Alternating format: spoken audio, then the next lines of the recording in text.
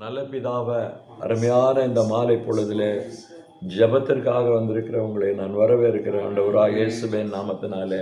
அந்த மாலை ஜெபமானது மிக முக்கியமான ஒரு காரியம். ஆண்டவர் தன்னுடைய சீசர்களை அனுப்பிவிட்டு அவர் என்ன செய்தார் என்றால் அந்த இருட்டில் அப்படியே போய் மலைக்கு ஜெபம் பண்ண போயிட்டார். அப்படியாக ஆண்டவர் இரவெல்லாம் என்ன பண்ணார், மலையிலே ஜெபித்து கொண்டிருந்தார்.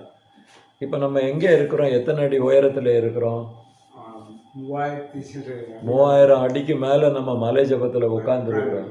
இயேசுவார் மலையில் ஏறி ஜபம் பண்ணாரு, நாங்களும் மலையில் ஏறி வந்து ஜபம் பண்ணுறோம். அல்லேலூயா. தேவன் இந்த நாளை கர்த்தர் நமக்கு ஆசீர்வதித்து தந்திருக்கிறார். மலை ஜபம் இந்த நாளிலே மிக அதிகமாக நாம் இந்த நாட்களிலே கூட நேரங்களை செலவிடுவது நமக்கு அவசியமாக இருக்கிறது. பிரியமானவர்களே, உலகத்தில் இயேசு கிறிஸ்துவை என் கர்த்தாவே என்று சொல்லி அதிகமாக போற்றி புகழ்ந்து பாடல்களை எழுதின தாவீதினுடைய வாழ்க்கையில் அவருடைய அனுபவத்தை நாம் பார்க்கும்போது வேதத்தில் அவர் சொன்ன ஒரு வார்த்தையை நீங்கள் பாருங்கள். சங்கீத புஸ்தகத்தில் 144வது அத்தியாயத்தில் 1வது வசனத்தை நீங்கள் வாசியுங்கள். என் கைகளை போருக்கு, என் விரல்களை யுத்தத்திற்கும் படிப்பிக்கிற என் கண்மலையாக கர்த்தருக்கு ஸ்தோத்திரம். ஐயா, தாவீது ஆடுதான் மேய்ச்சான். ஆனா யுத்தத்தை யாரும் ட்ரைனிங்கே கொடுக்கல. அவன் யார்கிட்டையும் போய் சண்டையை கத்துக்கிடவே இல்லை.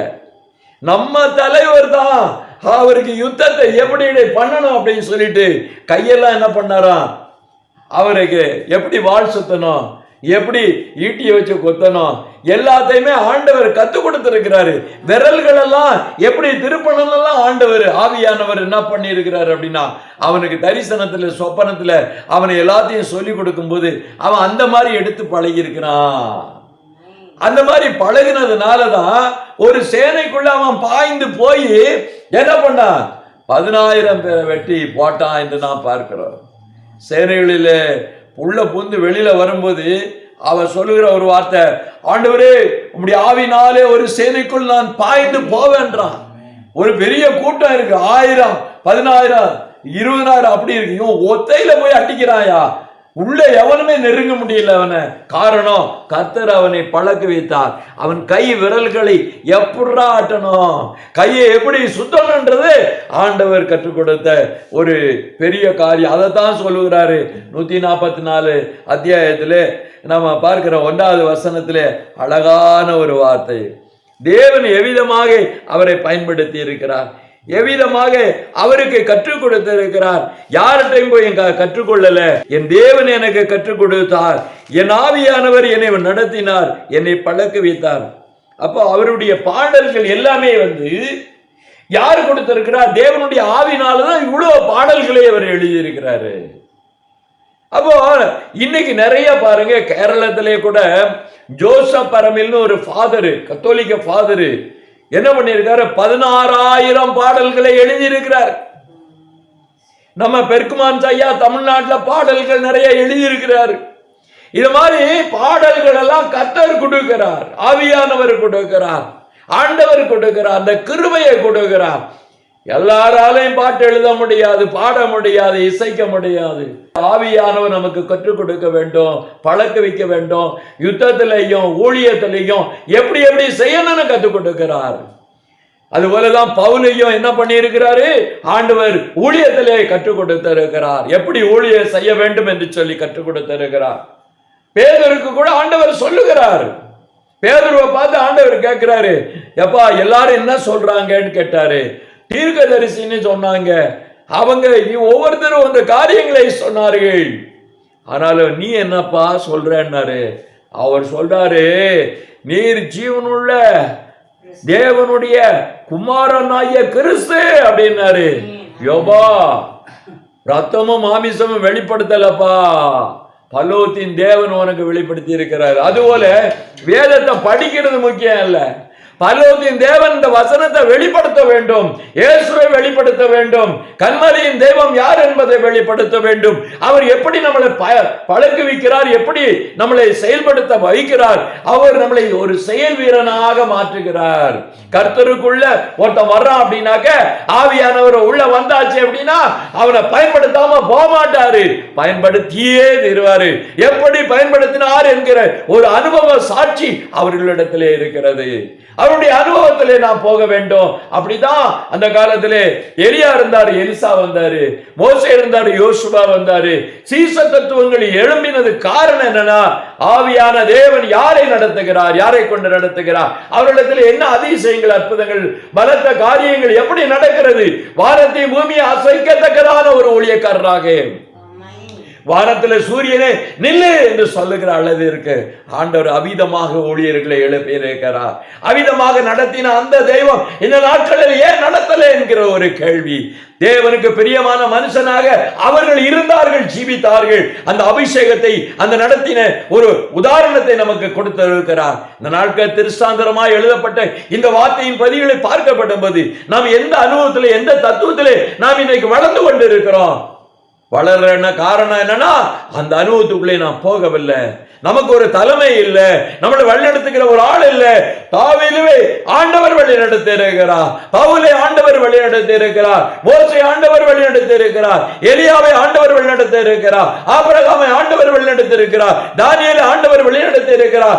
ஒவ்வொரு தேவ பிள்ளைகளையும் ஆண்டவர் வழிநடத்தி கொண்டிருக்கிற அனுபவ காரியங்கள் ஏத்துல சொல்லப்பட்டிருக்கிறது.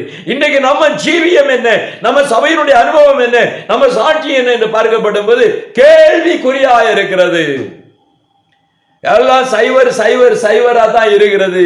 ஒன்றான அந்த தெய்வம் பக்கத்தில் இல்லை. அந்த ஒன்னு இல்லாத ஒரு ஊழியத்தை நம்ம செய்து கொண்டு இருக்கிறோம், ஓடிக்கொண்டு இருக்கிறோம். அறுவடையை பார்த்தா எல்லாம் விதைச்சிருவாங்களாம். ஆனா அறுவடையின் பக்கத்தில் போனோம்னாக்க துக்கம் நிறைந்தவர்களாய் இருப்பார்களாம். நல்லா ஓடுவாங்க, நல்லா உழைப்பாங்க, நல்லா வேலை செய்வாங்க.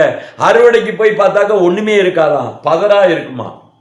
பதறா இருக்கிறத பார்த்தா பதறித்தான் போவாங்க. அப்படியாக இந்த நாட்களில் பாருங்க, தேவன் கொடுக்கின்ற ஒரு ஊழியத்தை அவருடைய அனுகரணத்தோட, அவருடைய தயவோட, அவர் வழிநடத்தல் படி, அவர் சொல்லுகிறபடி நாம் செய்யணும். இல்லைன்னா விலகிடுவாரு. புதுசா ஊழியத்தை கண்டுபிடிச்சு யார் யாரோ ஒவ்வொரு தேசங்கள்ல இருந்தோ வெளியில இருந்தோ ஒருத்தன் ஒரு ஊழியத்தை கத்துக் கொடுக்கறாங்க, செய்யறாங்க. நான் குற்றம் சொல்லல, வசனத்தின்படியா இருக்குன்னு தான் பார்க்கணும்னு சொல்றேன்.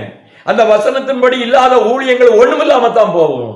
அதை பார்த்து கொண்டு நாம தெரிஞ்சோம்னா நம்ம ஒண்ணுமில்லாம போயிருவோம். ஆண்டவர் நமக்கு கொடுத்த வார்த்தைகள் என்ன என்று பார்க்கப்படும் போது மோசே சொல்லி இருக்கிறாரு. உபாகம புத்தகத்திலே எடுத்துக்கொள்ளுங்கள், 32:4 வசனத்தை வாசியுங்க.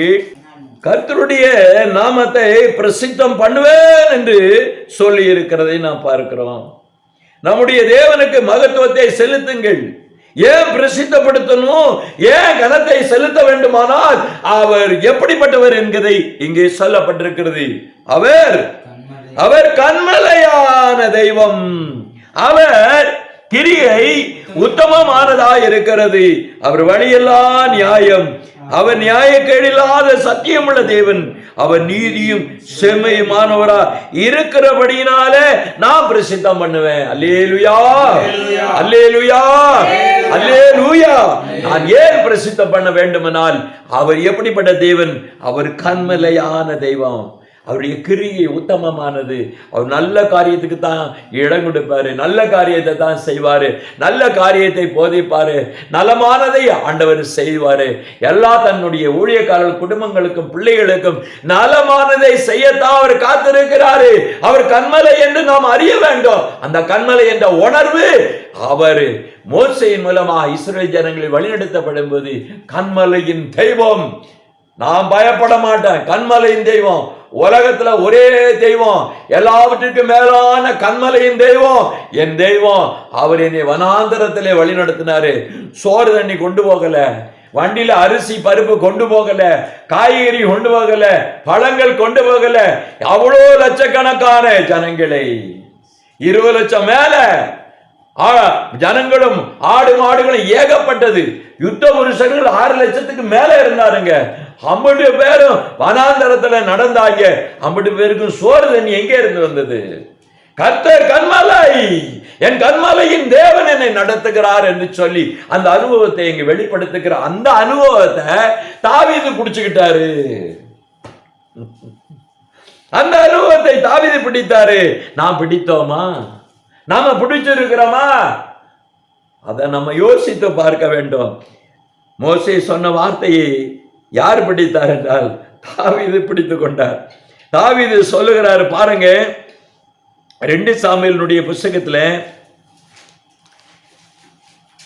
22வது அத்தியாயம் 2வது வசனம். கர்த்தர் தாவீதை அவனுடைய எல்லா சத்துருக்களையும் கைக்கும் சவுலின் கைக்கும் நீங்களாக்கி விடுவித்த போது அவன் கர்த்தருக்கு முன்பாக பாடின பாட்டு, அதுதான் சொல்லுகிறான். என்ன பாட்டுது? கர்த்தர் என் கன்மலையும் என் கோட்டையும் என் இரட்சகருமானவர், இப்படிப்பட்ட ஒப்பான தேவன் இல்லை, அவர் கன்மலை, அவர் இரட்சகர் என்று சொல்லுகிறேன். அந்த ஒரு பெரிய சப்தத்தை எழுப்புகிற தேவ பிள்ளைகள் உலகத்தில் எங்க இருக்கிறார்கள்? ஏன் அடிபட்டு சாகுறாங்க? அந்த கன்மலையினுடைய அந்த அனுபவத்தை எங்கே பார்த்து கொண்டிருக்கிறார்கள்? கன்மலையின் தெய்வமான கூட இருக்கும்போது உனக்கு ஏன் சத்துருக்களினாலே நாசம் வந்தது, மோசம் வந்தது, அநியாயம் வந்தது? ஏன் உன்னுடைய ஊழியங்கள் தடையாகிறது? ஏன் போகிற இடங்களிலே பிரச்சனைகள் வருகிறது? போகும்போது சாரசாரையாக சத்துருக்கள் வருகிறார்களே. நித்திய கன்மலையின் தெய்வம் நம்மோட இருந்தால் அந்த சத்துருக்களின் கைக்கு நம்மளை ரட்சிக்கிற தேவனாய் இருக்கிறார், அவர்களை நொறுக்குகிற தேவனாய் இருக்கிறார். ஏன் ஒரு தீர்க்கதரிசியை பிடிக்க வந்தாங்க, எல்லாரையும் குருட்டாட்டம், கண்ணு தெரியாம பண்ணிட்டான். புரியுதுங்களா? வானத்திலிருந்து அக்கினி இறங்கு பட்சிக்க கடவுது என்று சொன்னான், பட்சித்து போட்டது. நான் கர்த்தருடைய ஊழியக்காரன் ஆனால் ஆண்டவர் அடையாளத்தை கொடுக்கிறார் என்று சொல்லப்பட்டிருக்கிறது. அப்படிப்பட்ட ஊழியக்காரர்கள் உலகத்தில் எங்க இருக்கிறாங்க? எங்க எழுப்பி இருக்கிறாங்க? அந்த கன்மலையின் அந்த தெய்வத்தை முழுமையாக அறிந்திருக்கிறானா? இல்ல. அவரோடு கூட பயணிக்கிறாங்களா? இல்ல. அனுபவத்தை பார்க்கப்படும் போது என் தேவன் என் கூடவே இருக்கிறாரு, அவர் என் கன்மலை. இங்க சொல்லுகிறாரு, அவர் என் கன்மலை, என் கோட்டை. கோட்டைக்குள்ள இருக்கிறேன்னா பாதுகாப்பா இருக்கேன். ஒரு சத்துரு உள்ள வர முடியாது, என் பக்கத்தில் நெருங்க முடியாது. அவர் கோட்டையா இப்படியும் அப்படி இருக்கும்போது ஏன் சத்துருக்கு என்ன வேலை இருக்கு? கோட்டைக்குள்ள உள்ள வர முடியுமா? உள்ளே போக முடியாது, அந்த பக்கம் பார்க்கவே முடியாது. அப்ப என்ன அர்த்தம்? கர்த்தர் என்ன பண்றாரு? தாவீதுக்கு அப்படியே கோட்டை மாதிரி அப்படியே மறைச்சுக்கிட்டாரு. இவனுங்களுக்கு கண்ணு தெரியல, தாவீது எங்கடா இருக்கிறான்னு தேடுறாங்க. இவன் வெட்டுறான், ஒவ்வொருத்தனையும் வாழ வச்சுக்கிட்டு இந்த பக்கத்துல வெட்டுறான், அந்த பக்கம் வெட்டுறான். இவனை யாரு அங்க கூட்டத்துக்குள்ள யுத்தத்துல போகும்போது தாவீது எங்க இருக்கான்னு தெரியல. இவன் பாட்டுல ஒவ்வொருத்தனையும் வெட்டி வெட்டி வெட்டி வீசிக்கிட்டு போய்கிட்டு இருக்கான். காரணம்னா அவருடைய கோட்டை, அவருடைய அரண் அப்படியே பாதுகாத்து கொண்டு போறாரு. எவனும் நெருங்கவும் முடியல, பார்க்கவும் முடியல. இவன் ஒரே வீச்சு தான்.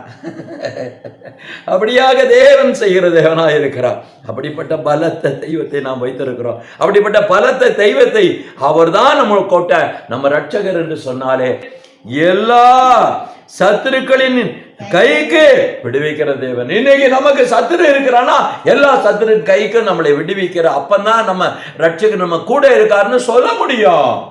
அந்த அனுபவம் வேணும், அந்த அனுபவம் இருக்க வேண்டும். அதை தான் வேதத்திலே திருசாந்தரப்படுத்தி சொல்லப்பட்டிருக்கதை நாம் பார்க்க முடிகிறது. எனக்கு அருமையான தேவனுடைய ஊழியக்காரங்களும் குடும்பமும் பிள்ளைகளாக இந்த இடத்துல சபத்தில் இருக்கிறீங்க. இந்த காத்திருப்பு நாட்களில் இந்த இரவு சபத்துக்குள்ளாக நீங்கள் கடந்து வரும்போது தேவனுடைய வார்த்தை நம்மளை பலப்படுத்துகிறது. நாம் மௌனமா இருக்க வேண்டிய அவசியம் இல்லை. நாம எழுந்து பிரகாசிக்க வேண்டும். நாம் வாய மூடிக்கிட்டு இருக்கக்கூடாது. நாம் எல்லா வீதிகளிலும் தெருக்களிலும் தேசங்களிலும் நாமும் கர்த்தருடைய சத்தத்தை உயர்த்த வேண்டும், கர்த்தரை மகிமைப்படுத்த வேண்டும் என்று நம்மளை அழைத்திருக்கிறார். அவருடைய வார்த்தையின்படியாக நாம் கடந்து செல்ல வேண்டும் என்பதை தான் நாம் இங்கே பார்க்கிறோம். மத்தேயு 16வது அத்தியாயத்தில்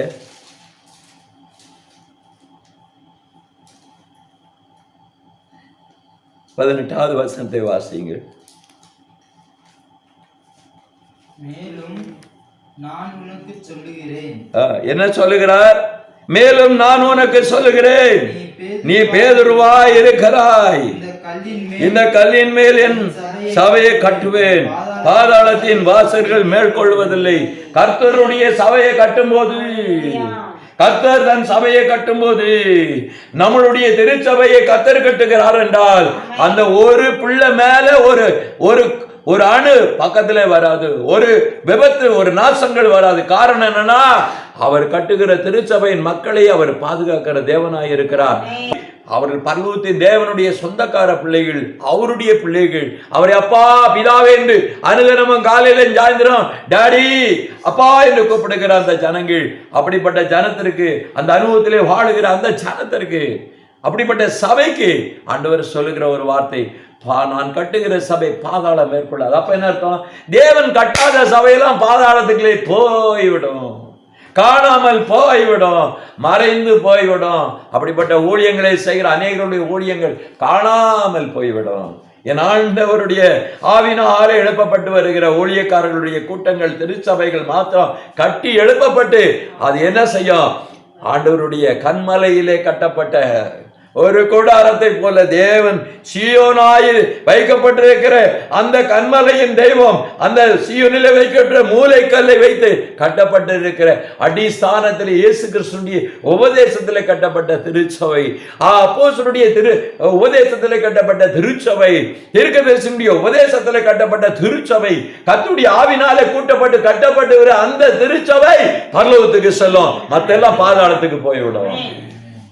அப்ப இந்த உலகத்துல என்ன ஊழியம் நடக்குது, என்ன சபை கட்டுறானுங்க, அதை கட்டுறான், இதை கட்டுறான், பெரிய பில்டிங்கை வச்சுக்கிட்டு சொல்லிக்கிட்டு பேச்சுல நான் பெரிய பெரிய சபையை கட்டியிருக்கேன் வச்சிருக்கேன்னு சொல்லிட்டு இருக்கானே, பரலோகத்துக்கு போமாயா அப்படின்னு பார்த்தா வசனம் எங்க சொல்லுகிறது? நான் கட்டுகிற சபை. நீ பேதுருவா இருக்கிறா. பேதுருன்னா என்ன அர்த்தம்? பீட்டர் என்று இங்கிலீஷ்ல சொல்லுவாங்க. ஆனா பாஷையில பார்க்கப்படும்போது பத்ரோஸ், அப்புறம் பட்ரோஸ், உச்சரிப்பு வந்து பெட்ரஸ் என்று சொல்வார்கள். அப்படி சொன்னா நீ ஒரு சிறிய கல் என்ற அர்த்தம். பேதருக்கு பேர் என்ன? சிறிய கல். இயேசு கிறிஸ்துவனுடைய மூலைக்கல்லின் மேலே வைக்கப்பட்டிருக்கிற ஒரு கல்லு, அவன் தான் 2வது கல்லு, அப்போஸ்தல கல்லு. அந்த கல்லை வச்சுதான் என்ன பண்றாரு ஆண்டவர்? என்ன செய்கிறாரு? கட்டுறாரு. புரியுதுங்களா ஐயா? அப்போஸ்தலர்களை அதுக்கு அடுத்த கல்லுக்களாக வைக்கிறார், தீர்க்கதரிசிகளை அடுத்த கற்களாக வைக்கிறார். அந்த அஸ்திபாரத்துல தான் சபை கட்டப்பட்டு போய்கொண்டிருக்கிறது. அது ஆவிக்குரிய திருச்சபை, கண்களிலே காணப்படாத சபை, பரலோகத்தினுடைய தேவனுடைய திருச்சபை. எந்த சர்ச்சிலையும் எந்த வீட்டில் கூட தேவனுடைய பிள்ளைகள் இருக்கலாம், உண்மையான அழைப்பை பெற்றவர்கள் இருக்கலாம். கர்த்தர் கடைசி நேரத்தில் அவங்களை கூட்டி சேர்ப்பாரு. தம்பி இருக்கட்டும், திறந்து இருக்கட்டும். கர்த்தருக்கு ஸ்தோத்திரம். கொடைக்கான் மலையில குளிர் அடிக்குது, கதவெல்லாம் பூட்டுறேன்றாங்க. ஆனா எனக்கு மட்டும் வேர்த்து விடுது, ஐயா கதவை தரங்கன்றோம். அப்ப எப்படிப்பட்ட ஒரு அனல் இருக்கிறது. ஆவியிலே அனல் இருக்கும்போது நமக்கு குளிரும் சேதமாவாது, வெயிலும் சேதமாவாது. நீங்க பெரிய வெயில் அடிக்குது, பயங்கரமா இருக்குன்னு நடந்து போனா உங்க உடம்புல கூலா இருக்கு. ஏன்னா ஆண்டவருடைய பாதுகாப்பு இருக்குது. ஆண்டவர் சொல்லுகிறாரு, வெயில் உன்னை சேதப்படுத்தாதுன்றாரு, நிலவாயிலும் சேதப்படுத்தாதுன்றாரு, தண்ணீர்னால உனக்கு சேதம் கிடையாதுன்றாரு, அமிழ்ந்து போக மாட்டேன் உன்னை நான் காப்பாற்றுவேன்றாரு, ஜலம் புரண்டு வந்தாலும் உன்னை காப்பாற்றுன்றாரு. என் கன்மலையின் தெய்வத்தை ருசித்து பார்க்கிற அளவிற்கு அவர் என் ரட்சகர் என்று சொல்லுகிற அளவிற்கு நம்மளுடைய வாழ்க்கை ஜீவியம் பயணம் இருந்தால் கர்த்தர் எல்லா இடங்களிலும் ஆண்டவர் எப்படியாக மோசையோட இடைப்பட்டாரோ, எப்படி தாவீதுக்கு தன்னை வெளிப்படுத்தி காண்பித்தாரோ, அதே போல நம்மளிடத்துல இடைப்பட்டு நம்மளை நடத்துகிற தேவனாய் இருக்கிறார். அப்படிப்பட்ட தெய்வம் சொல்லுகிறார், நான் இந்த கண்ணில் மேல் என் சபையை கட்டுவேன் என்று கர்த்தர் சொல்லி இருக்கிறார். அப்படிதான் யாருக்கு சொன்னார் அப்படின்னா ஆண்டவர் சொல்லுகிறாரு. அப்போ பேதர் பார்க்கிறாரு, நமக்கு எஜுகேஷனே இல்லையா, படிப்பே இல்லையா, நம்ம எப்படிடா இந்த பெரிய ஊழியத்துல பெரிய ஆளா இருக்கிறது அப்படின்னு பார்த்தா, எதுக்குன்னு பார்த்தாக்க ஏசப்பா மேல ஒருத்தன் கைப்பட்டவனா அவனை காதை வெட்டினது இந்த ஆள் தான். அப்ப இயேசுவின் மேல அதிகமா அன்பு வச்சிருந்தான். இயேசுவின் மேல அன்பு இருந்தா போதும், அவனை ஊழியத்துல ஆண்டவர் பெரிய ஊழியக்காரன் ஆகிறாரு. படிப்பெல்லாம் பார்க்க மாட்டாரு. இயேசுவின் மேலே அன்பு வைத்திருக்கணும், விசுவாசம் வைத்திருக்க வேண்டும். உண்மையான அன்பு வைத்திருக்கிறவர்களை கர்த்தர் பெரிய ஊழியக்காரனாக, கர்த்தர் நேசிக்கிற ஊழியக்காரனாக, பிரபலிய ஊழியக்காரனாக கர்த்தர் எடுத்து பயன்படுத்துகிறார். நிறைய படிச்சுட்டா, நிறைய இங்கிலீஷ் பேசிட்டா பெரிய ஊழியக்கார கோட்டு சுட்டு, அதெல்லாம் ஆண்டவருடைய அங்கீகரிக்கப்பட்ட ஒரு காரியம் கிடையாது. ஆண்டவர் உண்மையான அன்பு இருக்கிறதா, அவர் மேலே பற்றி இருக்கிறதா? ஆண்டவருக்காக நான் எதையும் செய்வேன் என்று சொல்லுகிறானா? அவனை தான் ஆண்டவர் முன்ன நிறுத்துறாரு. மோசையும் அந்த வேலையை தான் செய்தாரு. அவர் என்ன பண்ணாரு? தன் ஜனத்திலே ஒரு பையனை என்ன பண்ணிட்டான்? ஒரு எபிரேயன் கொடுமைப்படுத்தும் போது அவன் என்ன பண்ணிட்டான்னா, அவனை வெட்டி மண்ணுல போட்டு புதைச்சிட்டான். தன் ஜனத்துக்காக வைராக்கியம், தன் ஆண்டவருடைய பிள்ளைகளுக்காக வைராக்கியம். நீ தான்பா சரியான ஆளு, வாயா நீ போய் எல்லாரையும் கூட்டிட்டோம் அப்படின்னு சொல்லி ஆண்டவர் அனுப்பிச்சாரு. வைராக்கியம் உள்ளவர்களாய் இருக்க வேண்டும், பலம் உள்ளவர்களாய் ஆண்டவர் வைத்திருக்கிறவர்களை ஆண்டவர் சும்மா ஒன்று சொங்கிகளெல்லாம் காலையில பாசு சொன்ன மாதிரி இந்த மங்கி சங்கி சொங்கிகளெல்லாம் ஊழியத்துக்கு ஆண்டவர் கூப்பிடுறதில்ல, பலவானா தான் கூப்பிடுறாரு. ஏன்னா பயணம் பெருசு, ஊழியம் பெருசு. கர்த்தருடைய ஊழியத்தை செய்வதற்கு பெரிய பலவானா இருக்க வேண்டும். ஆண்டவரிடத்திலே பலமான நம்பிக்கை வைத்தவனாக, அன்பை பெற்றவனாக. ஆபிரகாமை அப்படித்தான் பார்த்திருக்கிறார். அவருடைய உள்ளத்திலே அதிகமாக ஆண்டவருடைய சமூகத்தில் அவன் நம்பிக்கை வைத்திருக்கிறான். ஆண்டவரை நேசித்தவனாய் காணப்பட்டான். ஆண்டவரே உமக்கு தெரியும் என்று சொல்லுகிற அநேகர்கள் எத்தனை பேர்கள் இருக்கிறார்களோ அவர்கள் எல்லாம் கர்த்தர் நேசிக்கிறான். தெய்வம் கண்மலையாக இருக்கிற அந்த ஒரு வார்த்தையை ஏசாயாவை கூட சொல்லுகிறதை நான் பார்க்கிறோம். ஏசாயானுடைய புஸ்தகத்தில் 17வது அத்தியாயம் 10வது வசனம். ஹல்லேலூயா. வேதம் சொல்லுகிறது, ஏசாயா 17 வசனத்திலே 10-11 நாம் பார்க்கப்படும் போது, உன் பெலனாகிய கண்மலையை நீ நினையாமல் உன் ரட்சிப்பாகிய தேவனை நீ மறந்தா என்ன நடக்கும்? நீ என்னதான் வேலை செஞ்சு, நீ என்னதான் நாட்டு நட்டாலும் சரி, நீ அந்நிய தேசத்திலிருந்து கன்றுகளை வைத்து நீ வளர்த்தாலும், ஆடு மாடு வளர்த்தாலும் சரி, நீ என்னதான் செய்தாலும் சரி, கர்த்தர் சொல்லுகிற ஒரு வார்த்தை, பகல் காலத்திலே உன் நாற்றை வளரவும் விடிய காலத்திலே உன் விதையை முளைக்கவும் பண்ணினாலும் பலனை சேர்க்கும் நாளிலே துக்கமா போயிருவ, கடும் வேதனையில் இருப்பேன் என்று கர்த்தர் சொல்லுகிறார். எப்படிப்பட்ட ஒரு காரியம்! தேவனை மறந்தால் கர்த்தர் அவர்களை மறந்து விடுவார். தேவனுடைய வேதத்தை மறந்தால் அவன் குடும்பத்தை கர்த்தர் மறந்து விடுவார். அதுபோல ஆண்டவர் என்ன சொல்லுகிறார்? அவன் அந்நியனா போயிடுவான், அவனை கை விட்டுருவாரு. இரவும் பகலும் அவரை சேவித்து அவருடைய அனுபவத்திலே வாழ்ந்துகிற அப்படிப்பட்ட ஊழியக்காரர்கள், தாசர்கள் இந்த நாட்களிலே நாம் தேடி பார்த்தா கிடைக்கத்தல்ல. இப்படிப்பட்ட ஒரு பலனா ஒரு நம்பிக்கை எங்கே இருக்கிறது என்பதை தான் நான் பார்க்க வேண்டும். இன்னைக்கு இருக்கக்கூடிய அநேக ஜனங்களுடைய வாழ்க்கையில பண்டிகைக்கு மட்டும் எட்டிட்டு போவாங்க, ராபோஜன் அன்னைக்கு பார்ப்பானுங்க, பல நாட்களிலே அவர்களை பார்க்க முடியாது. பண்டிகை காலத்திலே கிறிஸ்தவர்களாக அன்னைக்கு காட்சி அளிப்பாங்க, மற்ற நாட்களில் வரவே மாட்டார்கள். இப்படியாக இன்னைக்கு தேவனை தேடாத அநேக கூட்டங்கள் என்ன செய்கிறாங்க? பேருக்கு மட்டும் ஆண்டவருடைய பிள்ளைகளா இருக்கணும்னு சொல்றாங்க. இந்த இப்படிப்பட்ட ஜனங்களை குறித்து ஆண்டவர் வேதனையோடு சொல்லுகிறதை நாம் பார்க்க போகிறோம். ஆண்டவருடைய நாமத்துக்கு ஸ்தோத்திரம் உண்டாவதாக. கர்த்தர் சொல்லுகிற இன்னொரு வார்த்தையை சொல்லுகிறார். ஏசாயானுடைய புஸ்தகம் 51வது அத்தியாயத்தில் 1வது வசனத்தை நாம் வாசிப்போம். நீதியை பின்பற்றி கர்த்தரை தேடுகிற நீங்கள் எனக்கு செவி கொடுங்கள். நீங்கள் வெட்டி எடுக்கப்பட்ட கன்மலையோ, நீங்கள் தோண்டி எடுக்கப்பட்ட நோக்கி பாருங்கள். உங்கள் தகப்பனாகிய ஆபிரகாமையும் உங்களை பெற்ற சாராளையும் நோக்கி பாருங்கள். அவன் ஒருவனாயிருக்கையில் நான் அவனை அழைத்து அவனை ஆசீர்வதித்து அவனை பெருக பண்ணுவேன். இன்னைக்கு தேசம் முழுவதும் உலகம் முழுவதும் பார்த்தாக்க எல்லா ஆண்டவருடைய சனமா இருக்குது. எங்க பார்த்தாலும் கிறிஸ்தவ மக்கள், தேவனுடைய பிள்ளைகள், ஆண்டவரை ஏற்றுக்கொண்ட சனங்களாக. ஆபிரகாமுக்கு சொல்லப்பட்ட வாக்கு தத்தத்தை பாருங்க, அவனுக்கு ஒரு பிள்ளை தான், ஆனால் அது மூலமாக இன்னைக்கு பாருங்க தேவனுடைய சனங்களை, சந்ததிகளை பார்க்கிறோம்.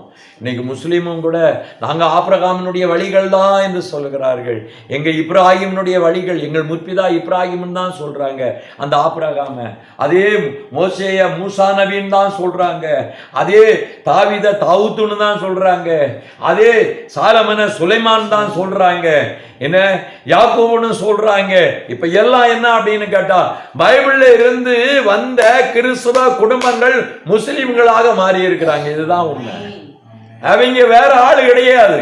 இயேசு கிறிஸ்து 2000 ஆண்டுகளுக்கு முன்பதாக வந்த அந்த காலகட்டத்திலே முதலாம் திருச்சபையிலே விசுவாசிக்கப்பட்ட தேவனுடைய செய்திகளும் வார்த்தைகளும் எடுக்கப்பட்டுள்ள அந்த பகுதிகள், அந்த நாட்களிலே பழைய ஏற்பாட்டினுடைய தோராவினுடைய பகுதிகள், அந்த தோராவினுடைய பகுதிகள் என்று சொல்லப்பட்டால் பழைய ஏற்பாடு தான் தனக்கு தோரா என்று சொல்வார்கள். அதை வைத்துக் கொண்டு அதிலே இருந்து எல்லாவற்றையும் எடுத்து வைத்துக் கொண்டு புதிய ஏற்பாட்டிலே லூக்காவினுடைய மற்ற சுவிசேஷத்திலே யோவானில் இருக்கக்கூடிய ஒரு சில கருத்துக்களை உள்ளே வைத்துக் கொண்டு மரியாம் பீவியினுடைய மகன் மேசியா. யாரு? மேசியா. இன்றைக்கு சொல்லுகிறார்கள் ஈசா நபி என்று சொல்லுகிறார்கள், மரியம் பீவியினுடைய மகன் என்று குர்ஆன்ல சொல்றாங்க. அப்ப என்ன அர்த்தம்? அவனும் அவரை தெரியும், அவனும் அந்த வம்சாவளின்னு அவனே சொல்லுகிறான், யாரும் மறைக்கல. இது இருக்கக்கூடிய அநேக ஜனங்கள் உலகம் முழுவதும் சொல்லுகிறாரு, ஆபிரகாமுடைய சந்ததியை பெருக பண்ணுவேன் என்று சொல்லி இருக்கிறாரு. முஸ்லிம் எடுத்தாலும் சரி, கிறிஸ்தவன் எடுத்தாலும் சரி, யூதர்கள் எடுத்தாலும் சரி, வேற இஸ்ரவேல் மற்ற ஜனங்களை எல்லாவரையும் எடுத்தாலும் சரி, எல்லாருக்கும் தகப்பன் ஆபிரகாம் என்று சொல்லுகிறதை பார்க்கிறோம். அல்லேலூயா. அன்று கொடுத்த தேவ வாக்குத்தத்தம், அன்று கொடுத்த தேவ வார்த்தைகள், நித்திய கன்மலையின் தெய்வம் என்று அன்னைக்கு போற்றி புகழ்ந்த அந்த ஜனம் இன்றைக்கும் வைராக்கியமாக இருக்கிறது. கொன்று போட்டாலும் நாம் சொர்க்கத்துக்கு போகும், நாம் ஆண்டவருடைய பிள்ளைகள் என்று சொல்லுகிற கூட்டம் உலகத்திலே நிரம்பி இருக்கிறது என்றால் கிண்மலையினுடைய ரகசியம், ஆண்டவருடைய ரகசியம், மீட்பருடைய ரகசியம், ரட்சகருடைய ரகசியம் அவர்களுக்கு தெரிந்திருக்கிறது. மாமிசத்துல பெருமை பாராட்டலாம், செய்யலாம், கொள்ளலாம். ஆனாலும் கூட மனசுக்குள்ளே ஆண்டவர் பார்க்கறது மனசைத்தான் பார்க்கிறாரு, அவனுடைய எண்ணத்தை தான் பார்க்கிறாரு. ஆண்டவர் சொல்லுகிறார், இந்த கூட்டத்துல மந்தையில இல்லாத வேற ஒரு கூட்டம் இருக்குது அப்படின்னு ஆண்டவர் சொல்கிறாரு. அப்ப முஸ்லீம்ல இருந்து நிறைய பேர் திரும்பி வரப்போறான், அநேக மதங்கள்ல இருக்கக்கூடிய நிறைய பேர் வரப்போறான், அநேக ஜாதி ஜனங்கள அநேகர் வரப்போறான், பிராமணத்துல இருக்கிற அநேகர்கள் வரப்போறான். இன்றைக்கு ஆண்டவரை விரோதிக்கிற அநேக கூட்டங்கள் வரப்போகுது. இதான் கர்த்தருடைய வார்த்தை. இன்னைக்கு புத்த மதத்துல இருக்கக்கூடிய அநேகர்கள் ஆண்டவரிடத்துல வரப்போறாங்க. இன்னைக்கு எல்லா உலகத்தில் இருக்கக்கூடிய எல்லா பிரதேசங்களிலும் தேசங்களிலும் பாஷைகளிலும் இருக்கிற அநேக விஞ்ஞானிகள் கூட வருமா? ஏன் அப்படின்னா இன்னும் இந்த மந்தையிலே சேரா இன்னும் கூட்டங்கள் இருக்கு, அவங்க உள்ள வரணும்னு ஆண்டவர் சொல்லுகிறார். அந்த காலகட்டத்துக்காகத்தான் ஆண்டவர் தள்ளி வச்சிருக்கிறார் தன்னுடைய வருகையை. ஆனாலும் அது தப்பாது, குறிப்பிட்ட நேரத்தில் அவர் வந்துருவார். ஆனாலும் சொல்லி வைத்திருக்கிறார். இந்த நாட்களில் பெருமை பாராட்டி பீத்திக்கிட்டு இருக்கிற எல்லாரும் கடைசியில இயேசுதான் கர்த்தர் என்று உலகத்திலே எல்லா சர்வ ஜனமும் எல்லாம் முழங்காலும் முடங்கும், நாவுகள் அறிக்கை செய்ய. இதுதான் கர்த்தருடைய வார்த்தை. அன்றைக்கு ஒரே தேவன், ஒரே கூட்டம், ஒரே ஜனமாக அன்றைக்கு எழும்புவார்கள், புறப்படுவார்கள். தேவன் பரலோகத்தின் ராஜ்யத்துக்கு கொண்டு போகும்படியாக, தன்னுடைய சிங்காசனத்துக்கு முன்பாக கொண்டு போகும்படியாக அவர் ஆதரிக்கிற தேவனாக இருக்கிறார் நாம் பார்க்கிறோம். நீதி, அதைத்தான் இப்ப பார்க்க போறோம். ரோமருடைய புத்தகம் 9வது அத்தியாயத்துல 30 33 வரைக்கும் வாசிப்போம். இப்படி இருக்க நாம் என்ன சொல்லுவோம்? நீதியை தேட என்ன சொல்லப்பட்டிருக்கிறது? இப்படி இருக்க நாம் என்னத்தை சொல்லுவோம்? நீதியை தேடாத புறஜாதியார் நீதியை அடைந்தார்கள், அது விசுவாசத்தினாலே நீதி. அப்ப என்ன அர்த்தம்? புறஜாதிகள் உலகத்தில் இருக்கிற நம்ம எல்லாம் புறஜாதி தான். ஆண்டவரை அறியாத ஜனமா தான் வாழ்ந்துட்டு இருந்தோம். அமெரிக்கா தேசத்துல, ஐரோப்பா தேசத்துல எல்லாம் இயேசுவை தெரியாது, இங்கிலாந்து தேசத்துல அப்ப தெரியாது. ஆனா என்ன ஆச்சு அப்படின்னா, உலகத்தையே ஆண்டவர் என்ன செய்திருக்கிறார்னா, அந்த புறஜாதிகள் எல்லாம் ஆண்டவர் என்ன பண்ணாரு? கிறிஸ்தவர்களாக மாற்றினார். அல்லேலூயா. அமெரிக்கால பாத்தீங்கன்னா இன்னைக்கு எல்லா தேசத்துல இருந்து போய் குடியேறி இருக்கிறாங்க. ஆனா அதுக்கப்புறம் பார்த்தாது அமெரிக்கா நாடு கிறிஸ்துவ தேசம் என்று அறிவிக்கப்பட்டதாயிற்று. இங்கிலாந்து தேசம் கிறிஸ்தவ தேசம் என்று அறிவிக்கப்பட்டாச்சு. பிரான்ஸ் தேசம் கிறிஸ்தவ தேசம் என்று அறிவிக்கப்பட்டாச்சு. ஆஸ்திரேலியா தேசம் கிறிஸ்தவ தேசம் என்று அறிவிக்கப்பட்டாச்சு. இப்படியாக நெதர்லாந்து கண்ட்ரி எல்லாமே கிறிஸ்தவ தேசம் என்று அறிவிக்கப்பட்டது. இப்படியாக ஒவ்வொரு தேசங்களை நாம் பார்க்கப்படும் போது கர்த்தருடைய நாமத்துக்கு ஸ்தோத்திரம். சாத்தானுடைய கிரியைகள் அடங்கி இருக்கக்கூடிய ஒரு சில தேசங்களிலே சாத்தானுடைய கிரியைகளை இந்த நாட்களிலே முறியடிக்கின்ற தத்துவத்தை தெரிந்திருக்கிற தேவனுடைய ரகசியத்தை, பராக்கிரமத்தை தெரிந்திருக்கிறவர்கள் அந்த கோட்டைக்குள்ளே இறங்கி அதை தகர்ப்பார்கள். அந்த கோட்டை நொறுக்கப்பட்டு போகும். அப்ப என்ன அப்படின்னா, அது எல்லாம் ஆண்டவருடைய ஜனமாக, தேசமாக மாறும். இதுதான் உண்மை. அந்த உடைக்கக்கூடிய அந்த காரியத்தை செய்வதற்கு பலனானவர்கள் தேவை. அந்த ஆண்டவர் விரும்புகிற அந்த ஊழியர்கள் நம் தேசத்தில் எழும்ப வேண்டும். அதைத்தான் கர்த்தர் வாஞ்சிக்கிறதை நாம் பார்க்கிறோம். அதைத்தான் புரிந்து கொள்ள வேண்டும் என்று அந்த நாட்களிலே இந்த ஜெபத்திலே நாம் வந்திருக்கிறோம். காத்திருப்பு கூட்டம் என்கிறது முக்கியமான ஒரு காரியம்.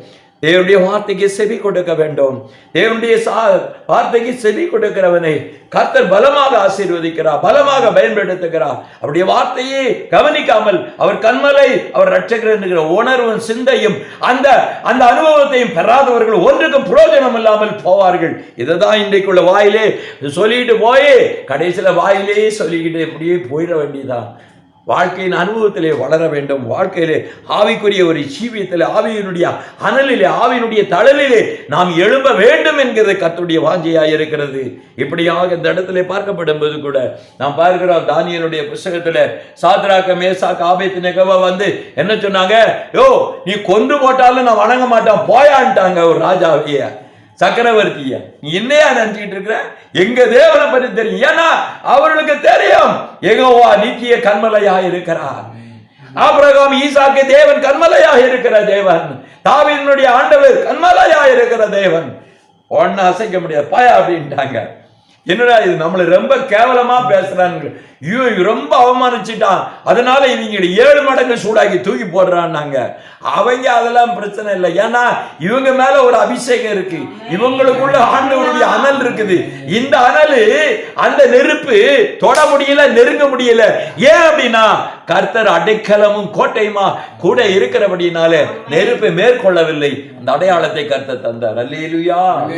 பலமான தெய்வத்தின் திரு நாமத்திலே நாம் உச்சரிக்கின்ற தேவ பிள்ளைகளாக மகத்துவத்தை அறிந்து வாழுகிற, மகத்துவத்தை சொல்லுகிற ஒரு சக்தியை, ஒரு பிரயோகத்தை ஆண்டவர் நமக்கு தந்திருக்கிறார் என்றார். அப்படியாக நாம் நடக்க வேண்டும். அவர் எல்லா போருக்கும் ஆண்டவர் என்னச்சார், யுத்தத்துக்கும் என்னை என்னை படித்து என்னை வளர்த்து என்னை ஆளாக்கி என்னை யுத்தத்தில் அனுப்பின தேவன் அவர் என் கண்மலை என்று தாவீது சொல்லுகிறதை நாம் பார்க்கிறோம். எனக்கு பிரியமான ஆண்டவருடைய சனமே, இஸ் த ராக், கண்மலை. அப்படிப்பட்ட தெய்வம் இன்றைக்கு கூழாங்கல்ல அல்ல அவர் கடவுள், அவர் கண்மலையின் தெய்வமாக இருக்கிறார். அவர் பேசுகிற கண்மலையாக இருக்கிறார், அவர் செவி கொடுக்கிற கண்மலையாக இருக்கிறார். அந்த கண்மலையை பார்த்து பேசும்போது பாலும் தேரும் ஓடும் ஐயா, தண்ணீர் முறப்பட்டு வரும் ஐயா. அந்த கண்மலை, அந்த லட்சக்கணக்கான ஜனங்களும் தண்ணீர் குடித்து வாழ்ந்தார்கள் ஐயா. அப்படியாக அந்த தெய்வம் இருக்கிறார் என்பதை இந்த நாட்களில் நாம் பார்க்க வேண்டும். அந்த தெய்வத்தை மறந்தால், அந்த தெய்வத்தை விட்டுவிட்டால் அவர்களை ஆண்டவர் விட்டு விடுவார் என்பதை நாம் பார்க்கிறோம். ஒன்று அறியாமல் ஊழியத்தை செய்யக்கூடாது ஐயா. அவரை யாருன்னு தெரிஞ்சு ஊழியத்தில் செய்யணும். அதை தான் பேதுருட்ட கேட்டார், நீ யார் என்று சொல்லுகிறாய்? ஆண்டவரே, நிச்சயமுள்ள தேவனுடைய குமாரனாய் கிறிஸ்து என்று வெளிப்பாடு. நம்மளுடைய இருதயத்தில் கர்த்தருடைய வெளிப்பாடு தரிசனம் இருந்தால் மட்டும்தான் கர்த்தர் நம்மளை பயன்படுத்துவார், நம்மளை தேர்ந்தெடுக்கிறார் என்று அர்த்தம். அது வெளிப்பாடு தரிசனம் இல்லை, வசனத்தை பற்றி ஒரு புரிந்து கொள்ளுதல் இல்லைன்னா அவன் அதுக்கு லாய்க்கு இல்லாத ஆள். அதை புரிந்து கொள்ளணும். படிப்பு காரியம் அங்கே மேன்மைப்படுத்தப்படவில்லை என்பதை நாம் பார்க்கிறோம். கர்த்தருடைய நாமத்துக்கு ஸ்தோத்திரம் உண்டாவதாக. ஆண்டவர் சொன்னார், வேற ஆள் இருக்கான் அப்படின்னு சொல்லி சொன்னார். அதான் ரோமர்ல சொன்னார், நீதியை தேடாத, தேவனை தேடாத புறஜாதியை உள்ள கொண்டு வந்தாச்சு. அதுக்கு தான் பேதுரு அனுப்பிச்சாரு. அவர் பயந்து நடுங்கிக்கிட்டே இருந்தார். கடைசியில் பார்த்தாரு, ஒருத்தன் இருக்கிறான் அப்படின்னு சொல்லிட்டு சவுலை கூப்பிட்டாரு. அப்போஸ்தலருடைய புத்தகம் 9வது அத்தியாயத்தில் சவுலை கர்த்தர் சந்திக்கிறதை நான் பார்க்க முடிகிறது. 1-2 வாசிங்க.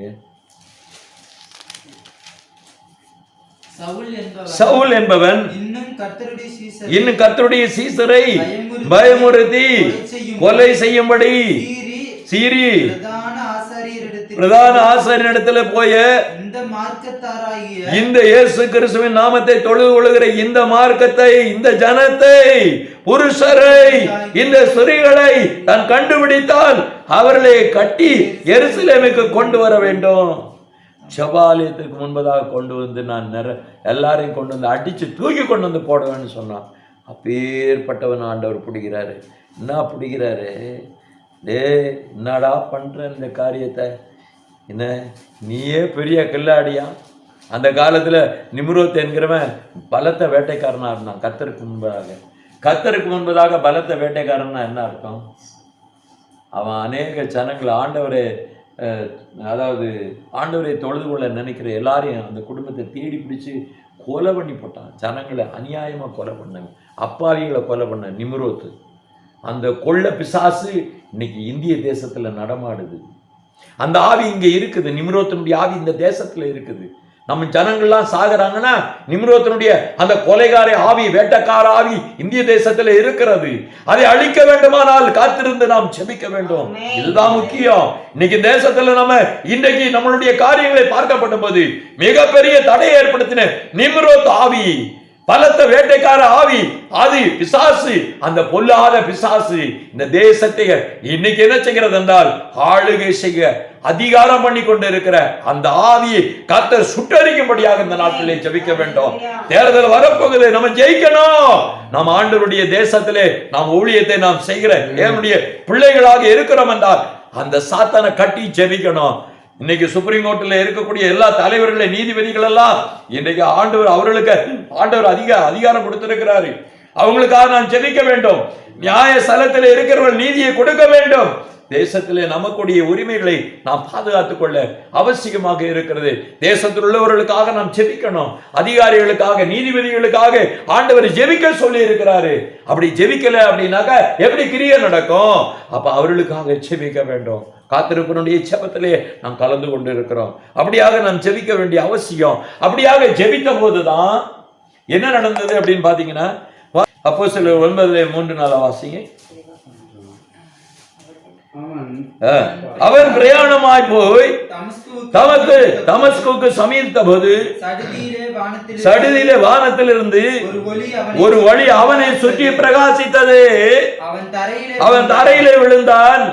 அப்பொழுது சவுலே, சவுலே, நீ என்னை ஏன் துன்பப்படுத்துகிறாய் என்று தன்னுடனே சொல்லுகிற ஒரு சத்தத்தை கேட்டான். அதற்கு அவன், ஆண்டவரே நீர் யார் என்றான். அதற்கு கர்த்தர், அதற்கு யார் பேசுறா? கர்த்தர் பேசுகிறாரு. அந்த கர்த்தர் பேசுகிறாரு. என்ன சொல்லுகிறார் அந்த கர்த்தர்? நீ துன்பப்படுத்துகிற இயேசு நானே என்று சொல்லுகிறார். இயேசு தன்னை கர்த்தர் என்று அறிவித்திருக்கிறார். அவரே வெளிப்படுத்தி இருக்கிறார். சுற்றிலும் ஒரு பிரகாசமான ஒளி, அந்த ஒளியை தான் பார்க்க முடிஞ்சது. ஆனா சப்தம் அந்த ஒளியிலே, அந்த ஒளி இருந்தது, அந்த சப்தம் வந்தது. நீ துன்பப்படுத்துகிற இயேசு நான் அப்படிங்கிறாரு.